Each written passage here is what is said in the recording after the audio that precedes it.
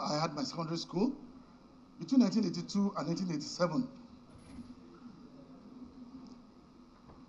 achieving my West African School certificate with 6 distinctions and 2 credits. From there, I proceeded to Obafemi Awolowo University, Ile-Ife, between 1988 and 1992 to read accounting. I left the school in flying colors with a first-class degree in management and accounting. I'm a chartered accountant. I'm a banker, having qualified in 1996 as a fellow Institute of Chartered Accountants of Nigeria,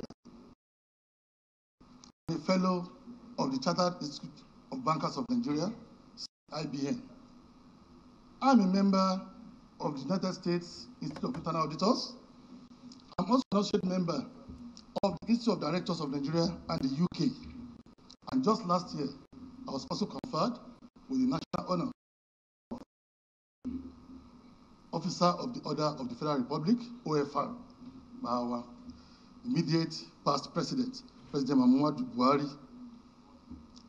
In the course of my career, I had training exposure, both locally and overseas, in most of the prestigious business schools across the world, including Harvard Business School in Boston, USA, Wharton Business School in Pennsylvania, USA, University of Columbia in New York, Stanford University in California, USA, and Kellogg's Business School, Evanston, Chicago, USA.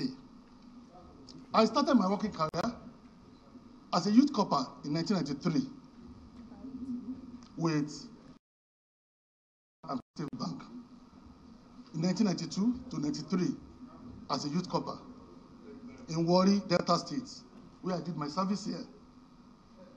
I completed my service here in 1993 to join an international firm of chartered accountants and management consultants called Price Waterhouse. It was the biggest accounting firm throughout the world at the time, under the leadership of Mr. Nsa Harrison, that we all know as the great accountant before he left us. I trained as an accountant, management consultant, between the year 1993 and year 2000, rising to the post of audit manager and senior consultant before moving over to the banking industry. At this time, I've actually achieved all the qualifications, professional qualifications that an accountant needed to face the industry. I chose to move over to the banking industry, which was actually a landmark change in my career. I started with a small bank called First Atlantic Bank as a financial controller under the MDship of Mr. Femi Pedro. And I can confirm to this Allo chamber that I also have one of my colleagues that we served under Mr. Femi Pedro here. I was the financial controller of the bank as a senior manager. Now, looking for experience in a bigger bank, in fact, the biggest bank in Nigeria at that time, in terms of turnover and profitability, I moved over to First Bank in 2003 as a senior manager and deputy financial controller. A year after, I was promoted to principal manager and pioneer head of budget and performance management. This same colleague of mine, we served together in First Bank again, is also in this chamber, can testify to that. So having left First Bank and looking for international banking exposure, I joined Standard Chartered Bank as a general manager.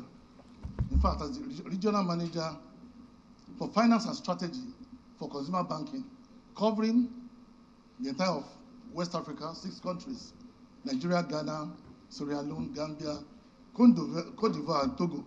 So I had my offices in both Lagos and Accra. I did this for about 3 years as a general manager.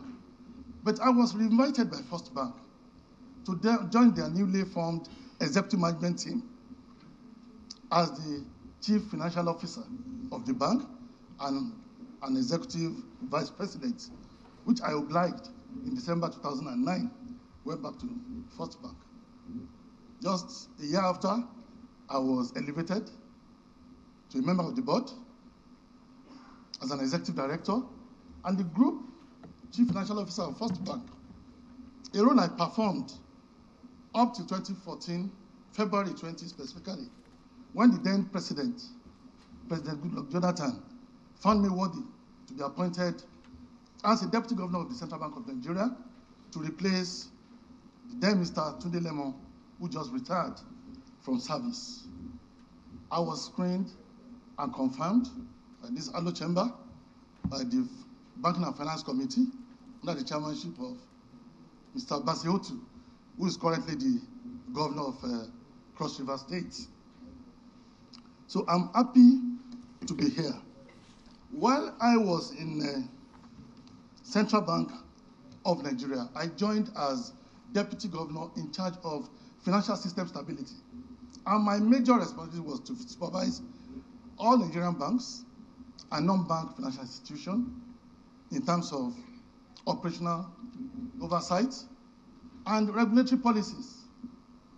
A year after, in 2015, I was moved over as Deputy Governor to oversee corporate services of Central Bank.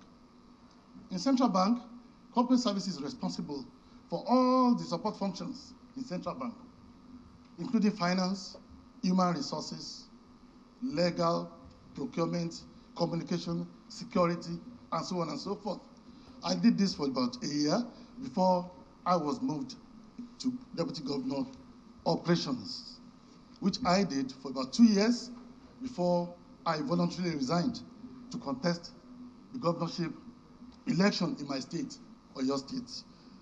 When I was at Central Bank, to round up, I was privileged to serve the country as the board chairman of Financial Institution Training Center, FITC, as the board chairman of the Nigerian Interbank Settlement System, NIBS, as a board member of the Asset Management Corporation of Nigeria, AMCON, as a board member of the Nigerian Security Printing and Meeting Company, NSPMC, as a board member of the Federal Inland Revenue Services, FRS, and a board member.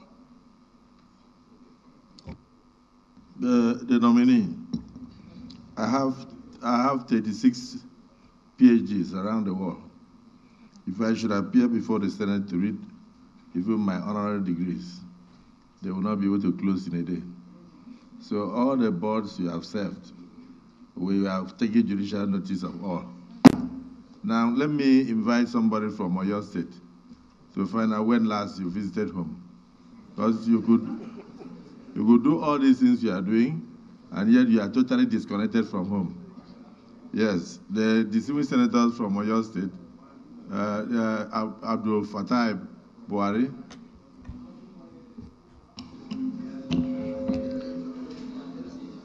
Mr. President, distinguished colleague, my name is Buhari Abdul Fattah. Mr. President, I will start from where you raise an observation. Myself and my two other colleagues, yesterday we met on our nominee, and we all agree that he's a known person to us. We know him very well. That you are saying that when last did he visit Oyo State? He resides in Oyo State, he resides in Ibadan. So the visiting aspect does not even come out of it at all, because that's where he stays. Mr. President, myself and my colleagues yesterday, when we were discussing him, we were so happy. And we know he's a very brilliant chap. And like the logo of my state, we are a pace setter. We are not asking him to take a bow. We want the Senate to see the product of the first class we have. Ask him question, and we'll answer you very well. Because we are proud of the product we have. Mr. President, in 2018, during the 8th Senate, he came to me one day, after he was the Deputy Governor of CBN, and then I said, Egbon, I will resign. I said, I was dreaming. You resign what? He said, want to resign from there. Why are you resigning? He said, want to go and contest for governorship. That day I said, why? He said, look, the question is that I want to serve the people. I have the instinct that I want to serve. I agree with him that day, because for somebody to say he's leaving an exalted position of deputy governor of Central Bank, number 2 in command at that time, that I want to serve, you can see the sincerity that he really wants to serve. So at that time, with him, day in, day out, I was always in the cranny and corner of all our state during the campaign. Unfortunately, we didn't win at that time. But since that time, he maintained constant relationship with the grassroots. So for the president taking him, because our product is a first-class product, is a good person that can serve in any ministry. When I say any ministry, when you go through his CV, Mr. President, it speaks volume. And can you even see, Mr. President, you have to come in at the right time that, look, if me as the Senate President start reading my CV today, maybe we will not live here. He's so proud of what he has. Mr. President, my 2 other colleagues can confirm and say something about Adelabu. It's a first-class product. Thank you very much.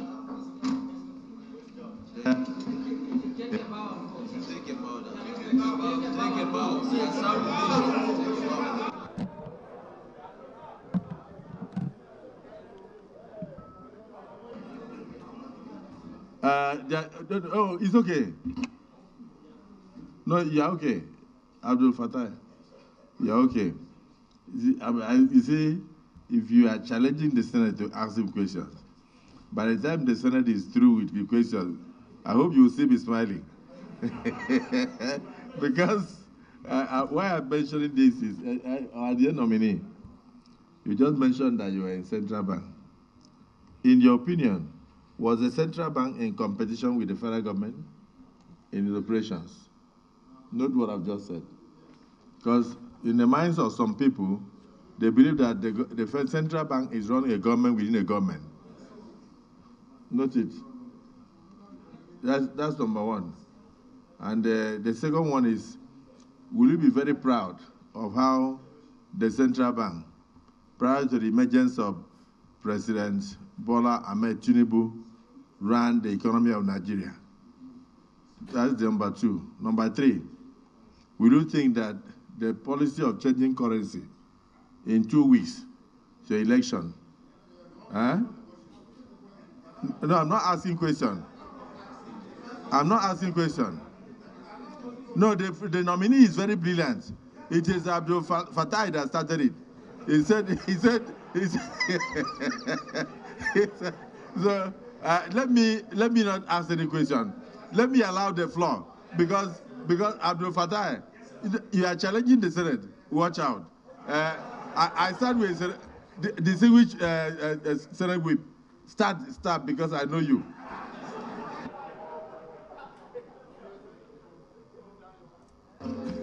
Well, distinguished colleagues and SP,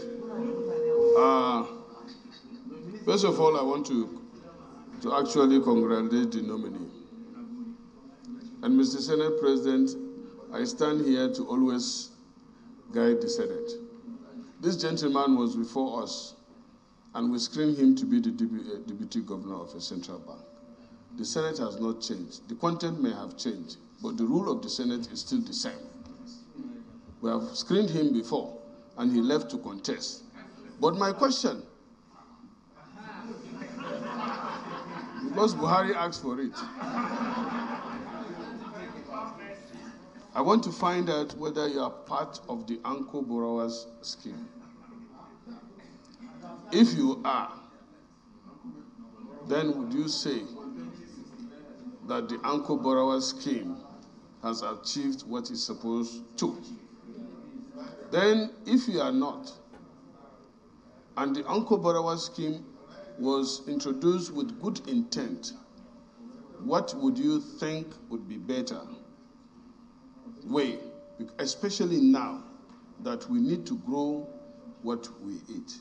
And this is one of the major problems. That's the second question. The third one, because he said you should ask questions. The singular exchange rate triggered by this administration is with good intention, but the backlash of it is now being felt, and dollar is going up, up, up. And once it continues going, the price of products, which 95% of our consumption is imported, will continue to grow up. And the income that is going to our people is not the same. That's number 3. Number 4. Do I stop there? One more. Oh, okay. You said something else. Mr. President, I beg to sit down. Mike, well, the distinguished colleagues, with all sense of seriousness, I think we have a first-class bread before us. But what distinguished Chief Whip of the Senate was trying to say was that it should compare the multiple exchange rates that probably operated in their time with a single exchange rate currently in place and advise on which one is the best. Before you answer that, let me get former Accountant General of the Federation, former Governor of Gombe State, and now distinguished Senator Dan Kwambo.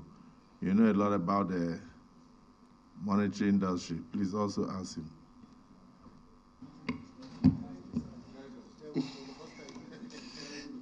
Thank you, Mr. President. My name is Ibrahim Nankwambo. I represent Gombe North. Let me start by congratulating our brother and my colleague. I say my colleague because I was in Coopers & Lybrand, one of the famous accounting firms in the world, the #1 actually.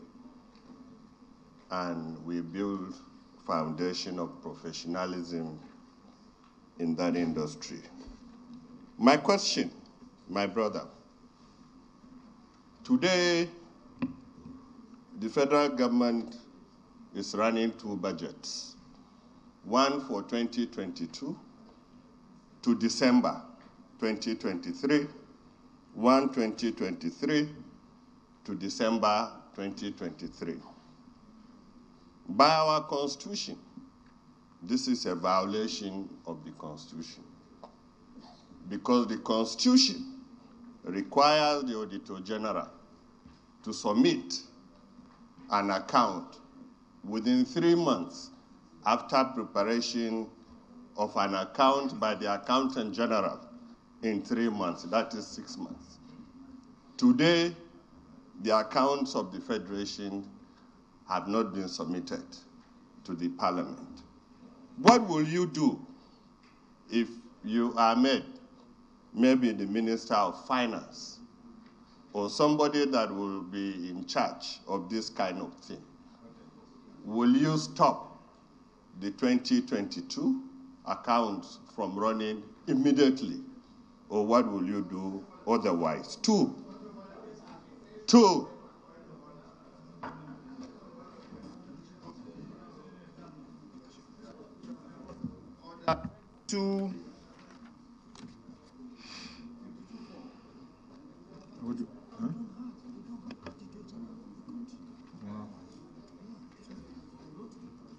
Yeah.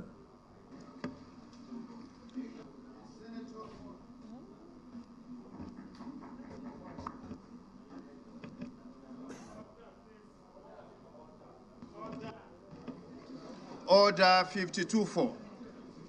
With your permission, Mr. Premier, I read. But Ojibrin cannot. It's 52-4. A senator must confine his observations to the subjects under discussion and may not introduce matter irrelevant thereto. Mr. President, what we are discussing here, I'm coming. Can I explain? We are screening a nominee here, but my distinguished colleague brought a matter that is irrelevant and not true. Excuse me. Order, please. Order, please. Order. I will need to explain, please. He is misguiding the Senate. We are not operating two budgets in this country. What happened really was that at the end of 2022, the capital budget was not fully implemented. Why do I say so? Because certain item of expenditures that were started could not finish. And so here in this Senate, we requested that the executive government should be given the opportunity to conclude those projects. That's what happened. And so we passed a motion here. We passed a resolution. So, excuse me. Order, please. Then a resolution was brought by the Senate. A resolution which Senator Alero will attest to, that we should be able to finish our roads and so on and so forth, because money was provided, but there was a problem because of rainy season. We could not finish. And so that what happened. It was done in the interest of the people of this country and by the support of the Senate. So I think we should guide the Senate. We should order. We took the decision ourselves. Order, please. Order. We took, can I explain, please? We took the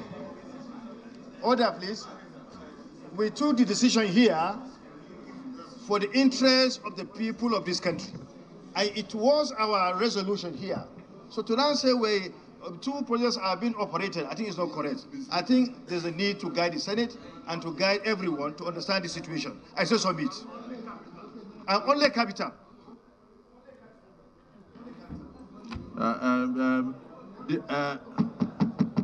Distinguished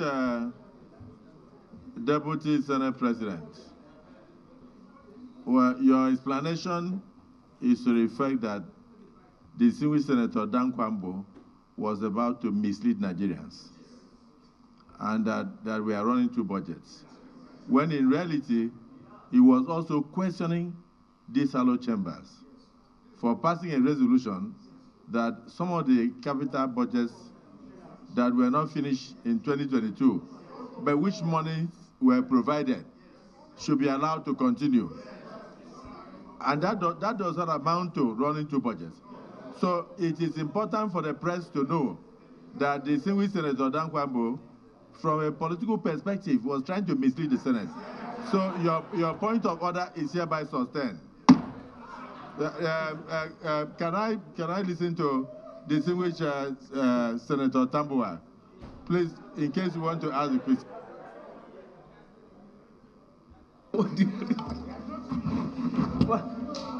Have you finished?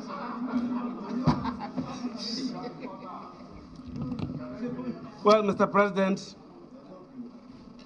distinguished colleagues, I believe that Mr. President, sitting as chair, would not want me to go back to the issue raised by distinguished Senator Dan Kwambo. As a former speaker of a co-chamber of this National Assembly. Because if you want me to do that, Mr. Senate President, my response to you will be that a wrong is a wrong. Wait, a wrong is a wrong. When you want to roll over a budget, you roll it over.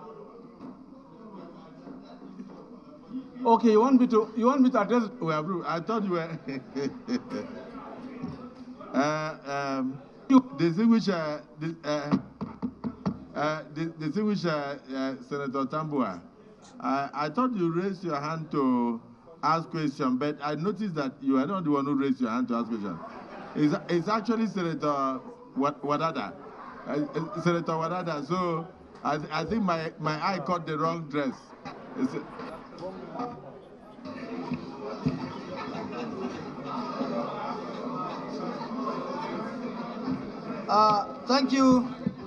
Thank you very much, Mr. President. Mr. President, sitting as chair. distinguished colleagues, I remain Senator Adebayo Adelabu, representing Nasarawa West Senatorial District of Nasarawa State. I still remain a horse rider. Mr. Nominee, congratulations for your achievements. Your resume really speaks for you. My question, I have two questions for you. One has got to do with your family background. You are a grandson of a great politician who was positively on the opposition side. As deputy governor in Central Bank of Nigeria, you were there when the bank overlapped its bounds, went beyond monetary policy, jurisdiction of it, to fiscal policy, and intervening in virtually everything, took over the constitutional responsibilities of agencies that were created by act of parliament. You were there, and coming from the family you came from, we would have expected you to have done something. Now that you are a nominee on your way to becoming minister, and by your resume, you are very likely to be a minister of one of the economic ministries. If you find yourself in the same situation you did in CBN, and with due respect, I wouldn't want to say compromised, but kept mute where you needed to talk. I mean, that is it. Secondly, though it did not happen while you were at the bank, but it happened, you got into the bank with the policy in place. Today, it is a policy of the central bank that every chief executive of commercial bank should exit after 10 years. This policy had nothing, at the point of inception, had nothing to do with the shareholders of banks. Don't you think that such a policy should be reviewed?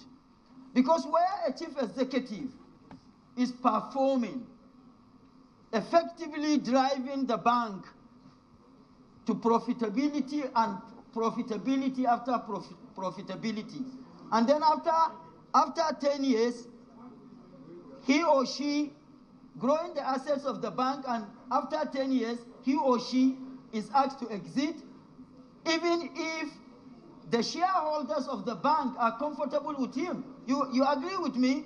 There are bankers around the world, like David Zalman of Prosperity Bankshares, who had spent 21 years as chief executive because the shareholders of the bank were comfortable with him, and he was adding the needed and required value. What would you do differently as far as that policy is concerned when and if you find yourself in an office that is relevant to this? This is my submission, my two questions to you, but congratulations for your achievement so far. Senator Wadada, if I heard the nominee very well, he pointed out that he met with his senators, Senator Abdul Fattah. You confirmed that many years ago. And then he now hinted you that he felt he should go into service to humanity. He would like to serve his people. And because of that, he resigned as deputy governor of Central Bank. So some of the questions we are asking, that action had actually answered some of those questions. Distinguished Senator Solomon Adiola Ademiloku, Olamilaku, Olamileko, because you are the chairman of our preparation. No, have we changed it? Because you are the chairman of our preparation, and you are seeing somebody in the industry. Just ask the last question so that he can take off from there. He is going to answer the questions. Thank you, Mr. President. Adeola Solomon Olamileko, representing the good people of Ogun West Senatorial District. Mr. President, thank you for this opportunity to speak to a friend. Mr. Adebayo Adelabu is a friend of long standing, a first-class graduate of developmental economics from Obafemi Awolowo University.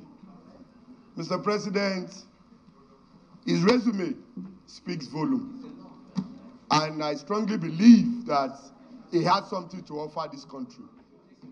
Mr. President, my own question is this, and I strongly believe that if he's not finance minister, he will be heading towards national planning and budgets, either of the two. But, sir, Mr. Adebayo has been involved in government at the highest level of banking activities.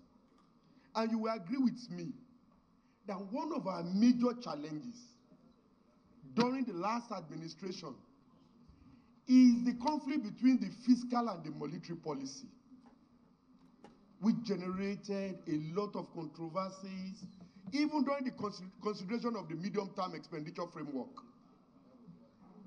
We continue to ask this question. And having served as the Deputy Governor of Central Bank, I want to know his take as far as the current challenges we have between these two major policies. Because no matter economic reform we might be putting in place, if there is conflict between these two policies, it will be difficult to achieve any meaningful achievement. So I want to ask, why standing before us, that if peradventure he ends up as Minister for National Planning, definitely he has to be constructively engaged with the Central Bank of Nigeria. How will he handle this particular aspect of our economic challenges that have been confronting us as a nation? Secondly, Mr. President, yesterday the President of the Federal Republic of Nigeria spoke to us, and in his speech, it carries a lot of promising future for us as a country. He mentioned in the area of agriculture what he's going to do. He also speak to the area of transportation and all other things that it tends to bring to the table, even though we are seeing it as palliative measure. But it has to do with national planning and budgets. I want him to speak to that president's speech in 2 minutes. What is his own view about that particular speech? I so submit. Thank you, Mr. President. Yes, the distinguished nominee.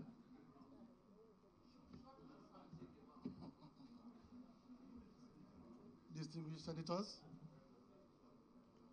thank you so much for the questions. And I also want to thank you for speaking clearly about my CV. Thank you very much. I will start from the question by our revered Senate President. Was CBN in competition with federal government?